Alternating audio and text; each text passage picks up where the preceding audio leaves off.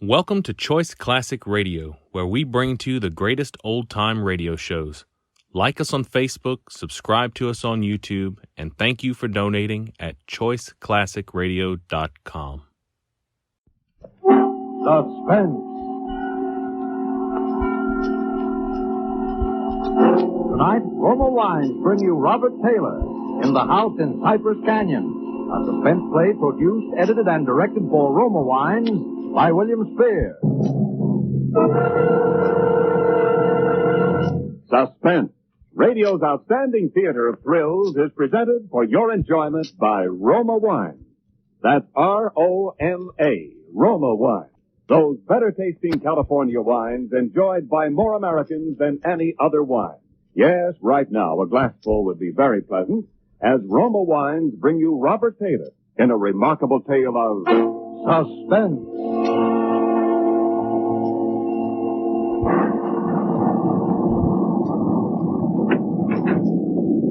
Merry Christmas, Jerry.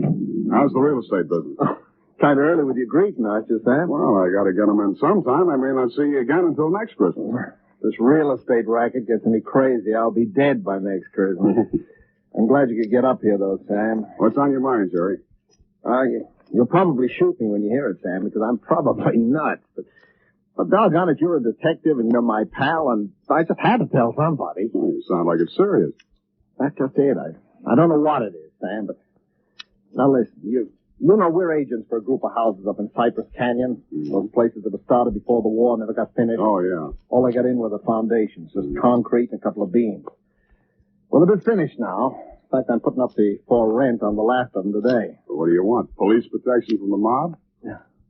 Listen, Sam, this house that I'm talking about, it's got a number now, 2256. But before, when the men went back to work on it about 3 months ago, well, they just started when the foreman on the job brought me a shoebox that he'd found up on a beam. And this box had what do you call it, a manuscript in it, a story kind of, all written out. Yeah. Well, he gave me the thing. I read it. I didn't think much about it. I put it in my desk. But the other day, when I happened to drive by there, I saw the number on the house and what the house looked like. I thought of this manuscript. Well, I don't like it. That's all. There's something funny about it. What's funny about it? Well, mind you, this thing was found in an unfinished house in Cypress Canyon. House that was only just started building. All right. Well, listen, Sam, I want to read it to you if you got the time, and you'll see what I mean. All right, shoot. Now, here's how it begins. To whom it may concern, my reasons for setting down on paper what follows here will be abundantly clear to anyone into whose possession it may fall. First, let me say that I'm a very ordinary person. My name is James A. Woods. I'm 35 years old. By profession, a chemical engineer. My wife, Ellen, was a school teacher when I met and married her in Indiana 7 years ago. There's nothing in the past life of either one of us to suggest remotely any cause or reason for the dreadful thing that has invaded our lives. Our married life has been in no way different from that of millions of other average, reasonably happy, and congenial families. 3 months ago, I was ordered by my firm to take charge of a rather minor project in Los Angeles, Hollywood to be exact. The order was a sudden one. There'd been no time to secure accommodations, and conditions being what they are, the inevitable result was that until day before yesterday, we'd been living in the cramped quarters of one of those characteristic California motels. Needless to say, most of our spare time had been devoted to a search for something more permanent and comfortable, but the fruits of these efforts had been, financially and in every other way, a geometrical progression of discouragement. Until last Saturday afternoon, only 4 days before Christmas. We were driving into town on our way to a movie when Ellen saw it. Jim, look. What? That sign in front of that real estate office. Oh, yeah. But don't you see what it says? For rent, furnished, 2-bedroom house, close in, immediate occupancy. Yeah, Aren't you going to stop? Oh, Ellen, you know a sign like that. It mean right out in plain sight in front of a real estate Oh, office. yeah, but Jim... Either they want $600 a month. We'll never know until we ask. If it's any good at all, there are probably 50 people fighting for it right back there now. Well, honey, there's no harm in trying now, is there? You really want to go back? Oh, it's probably foolish, but what can we lose? Okay. Oh, darling, come on, cheer up. How do you know? Maybe our luck will change. Maybe fate's going to give us a nice new house for a Christmas present.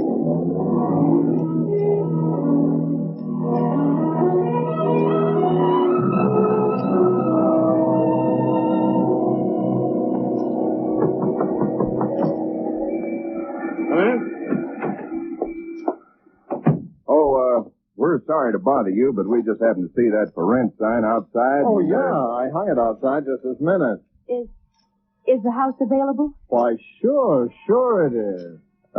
Let me introduce myself. My name is James A. Woods, and this is my wife, Ellen. How do you do?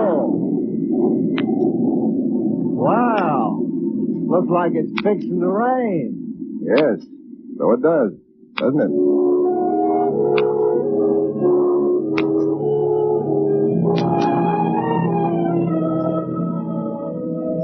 Well, it was one of those things. The real estate agent had just been authorized to rent the place by mail that morning, and he'd hardly had time to look at it himself and put up his sign when we drove up.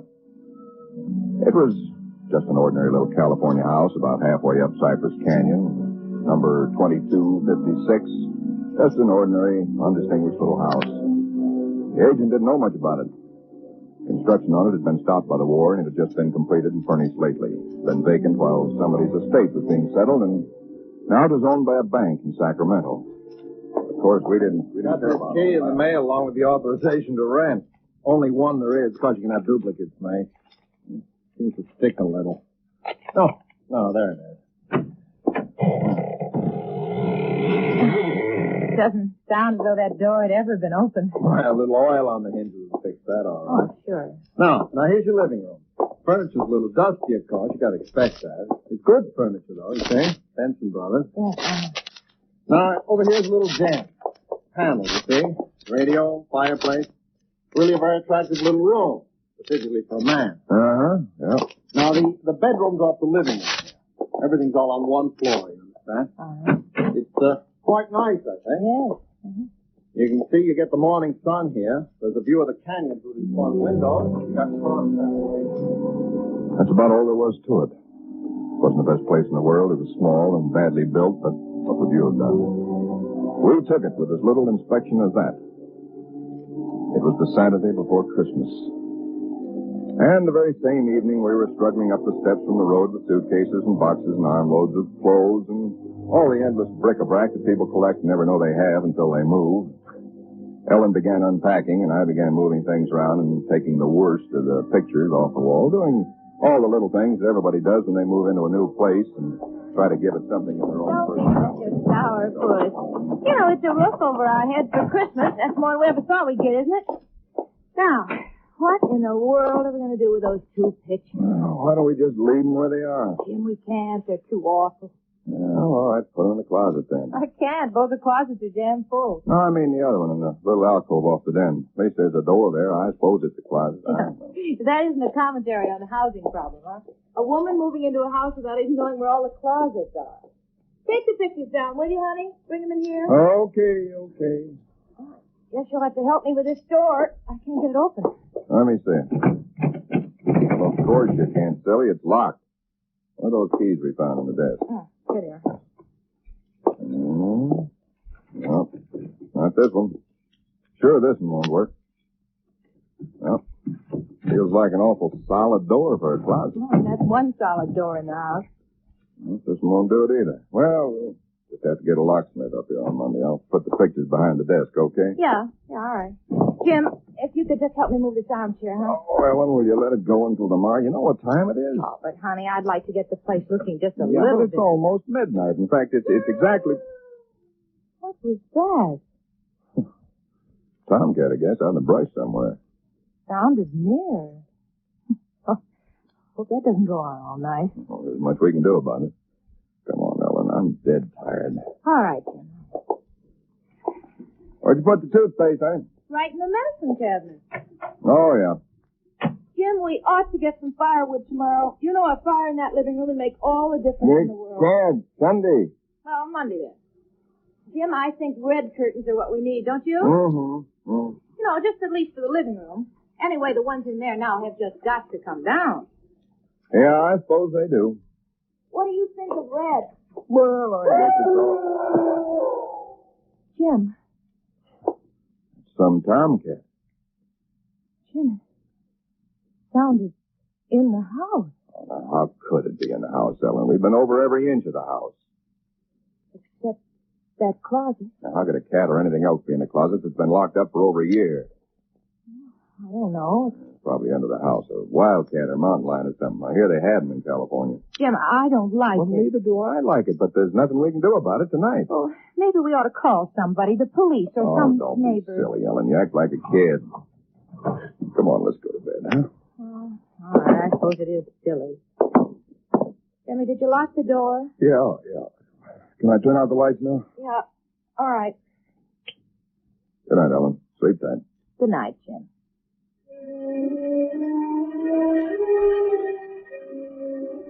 I don't know what time it was, perhaps an hour, perhaps only a half hour later. My mind was in that hazy borderland between sleep and a dream that's still part of consciousness. Then I was awake. Ellen, are you all right? Yes.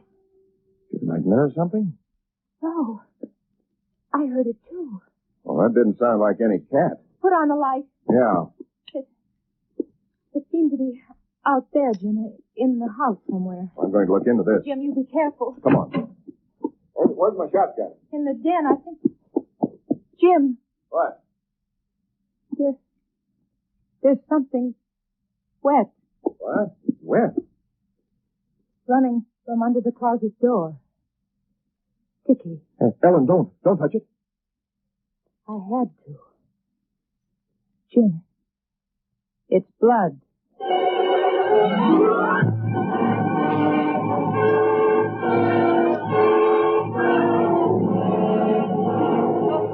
For Suspense, Roma Wines are bringing you Robert Taylor in The House in Cypress Canyon.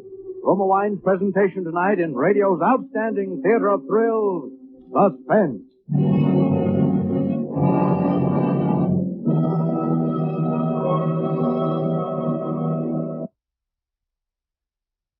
And now, Roma Wines bring back to our Hollywood soundstage Robert Taylor as James A. Woods, with Kathy Lewis as his wife Ellen, in The House in Cypress Canyon. A tale well calculated to keep you in suspense.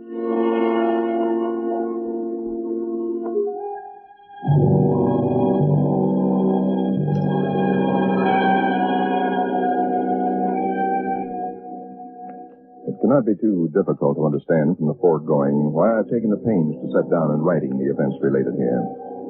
To find in one's newly rented house a closet which cannot be opened is in itself certainly no great cause for alarm. But to be awakened in the stillness of the night by unearthly cries within that house, to find oozing from under that closet door something that is unquestionably blood, that's another matter.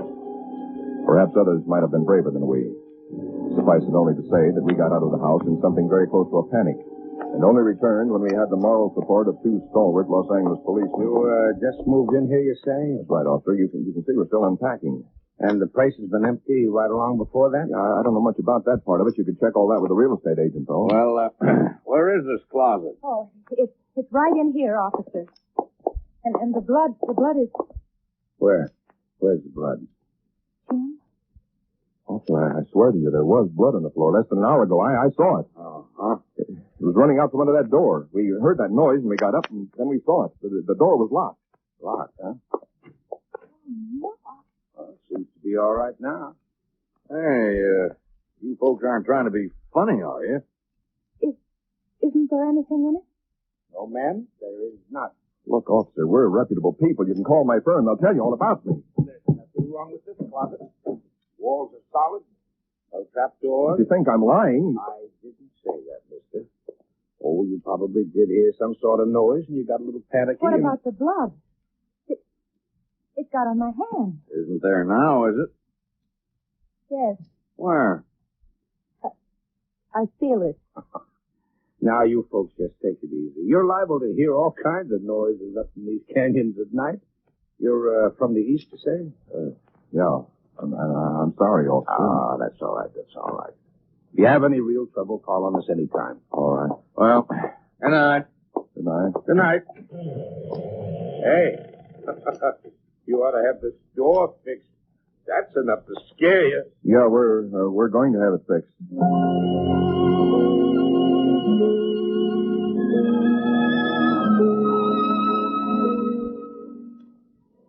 We didn't say much about it after that. There wasn't much that could be said. The next day, I went down to a lot and bought a little Christmas tree and some trimmings, and we tried to pretend we were cheerful, but there was an uneasiness between us that had never been there before. Ellen seemed tired and listless. Several times during the day, I noticed her washing her hands with a brush, scrubbing the one that had touched the blood. That night, we each took a sleeping pill and went to bed.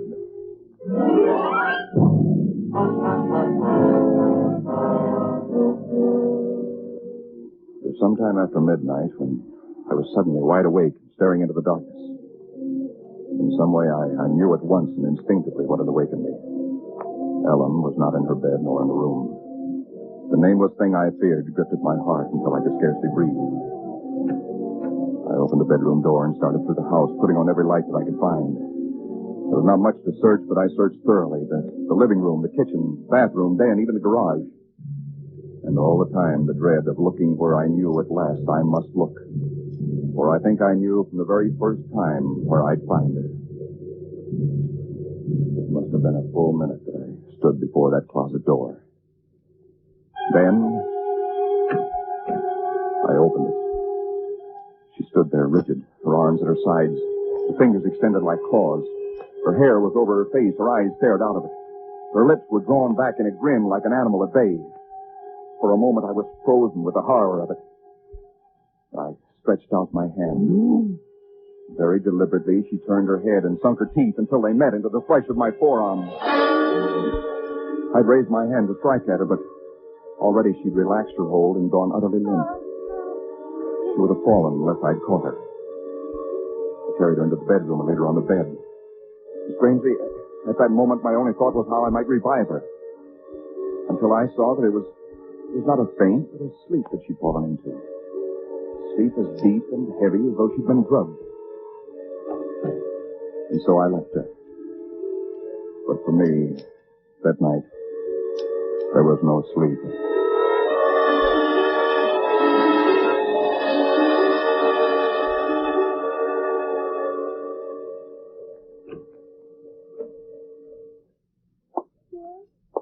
Yes, Ellen? What are you doing up so early? Oh, I got a little restless. Went out to make some coffee. Oh. Oh, I had the most wonderful sleep. And I feel so rested. Do you? Mm-hmm. Jim. What? What's the matter with your arm? Oh, I just heard it. Oh, honey, it's terribly swollen. Let me see it. No, it's all right, Ellen. Oh, it isn't all right. You've got to see Dr. Wesley right away. Sure, I will. No, I now will. you promised me, Jim, that you'll go the first thing this morning. How'd it happen? Why, there was a dog. Dog?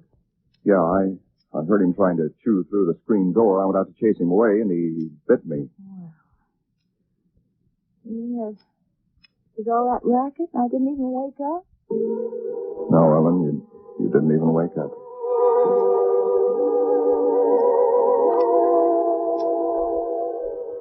It was clear to me that Ellen knew nothing of what had transpired the night before. I went to my office that morning and made a pretense of going over routine business, if only to restore my mind to some semblance of calm by the sight and sound of common, familiar things. Pain in my arm had become a persistent, dull throbbing. I made a late appointment with Dr. Wesley.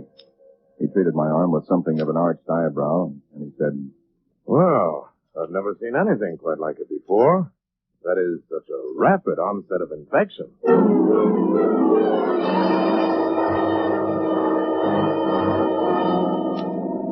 It was dark when I left his office. I hadn't realized it was so late. Driving home, my car seemed sluggish until I saw the needle on the dashboard and realized that I was pushing it to the utmost of its speed. I was racing home to prevent something before it was too late, before the darkness conspired against me. For somehow I already knew with certainty that it was the darkness and the night that I had to fear. The curves of the canyon seemed endless. And then the cold fear leaped up inside me. My house, too, was dark. I went slowly up the stone steps in the road, looking, praying for some sign of light or light. There was none. The house was empty. Ellen was gone. I looked with the same self-torturing thoroughness. And in that closet, first of all, knowing as I did so that it was hopeless. And so, alone in that empty house, I waited, powerless and helpless now, deadened in thought and will, empty as the house itself, save only for the overwhelming sense of a terrible foreboding. Sometime in the early hours of the morning, I snapped on the radio, shortwave. Why? Surely a minor question now. I only know that I did. And then I heard it. Car 58, car 58, go to Laurel Canyon, the 4000 block. Report that a man has been injured or attacked. Condition thought to be critical. Ambulance will follow. That is all. I was there almost before the police, edging my way through the little crowd, staring down at the man lying there in his white uniform under the streetlight. Yeah, the milkman, poor guy. I heard him scream, but when I got here, just like this. All right, stand back, stand back. Please stand back. Well, you again. I heard it on the radio. I live just down the road. Yeah, I remember. What happened? Well, take a look. Maybe you can tell us. He was dead. And he was lying on his back. And his throat had been torn out, as though by the fangs of some wild animal.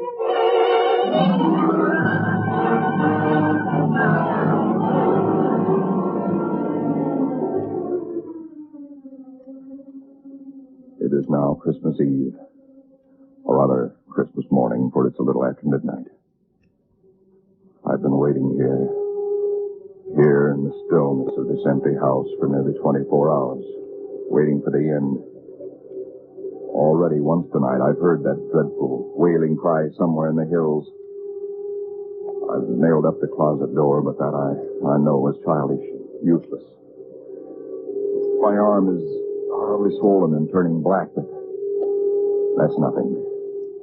It's another end that I foresee, as surely as other men foresee the rising of the sun. I hear the cry again. It's nearer now. I shall leave these notes in a sealed envelope and put it in a shoebox, in the hope that someone will give credence to these dark and terrible events, if indeed such nameless horrors can ever yield to mortal understanding. As for myself, I feel no longer any fear or even sorrow, only a desire that the end and the thing that I must do may come soon. And it will be soon, I know. Yes, for there is someone at the door.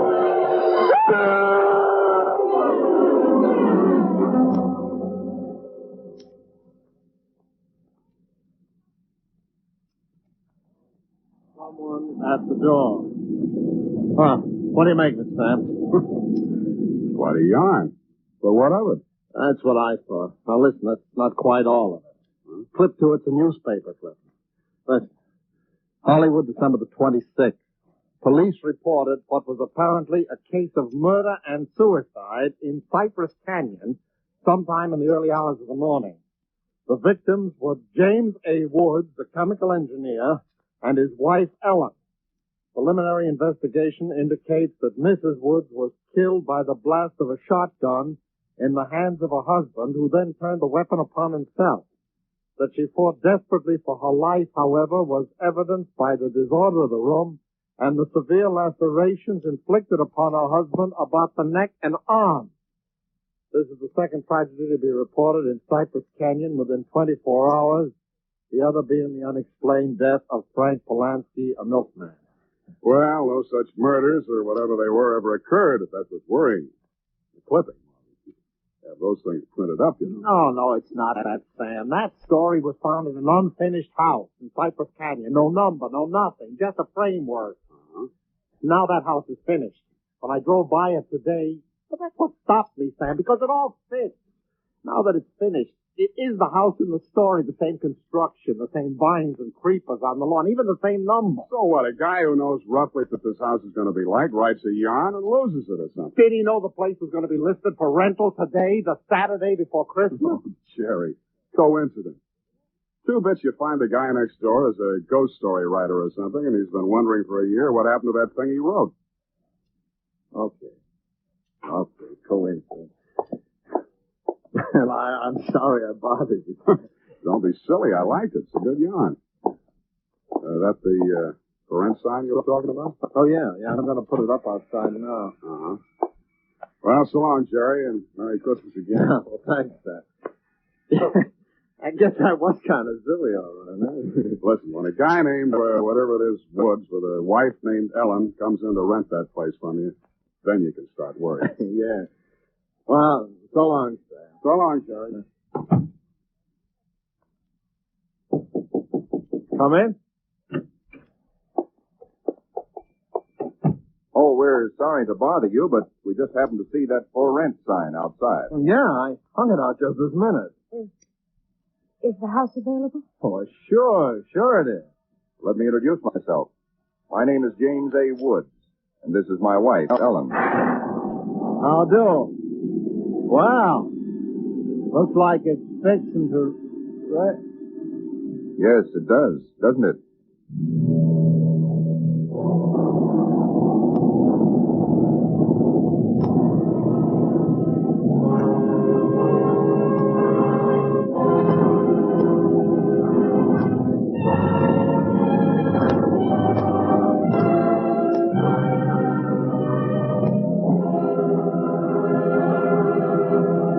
Suspense. Presented by Roma Wines, R-O-M-A, Roma Wines, selected for your pleasure from the world's greatest reserves of fine wine. Suspense. This is CBS, the Columbia Broadcasting System.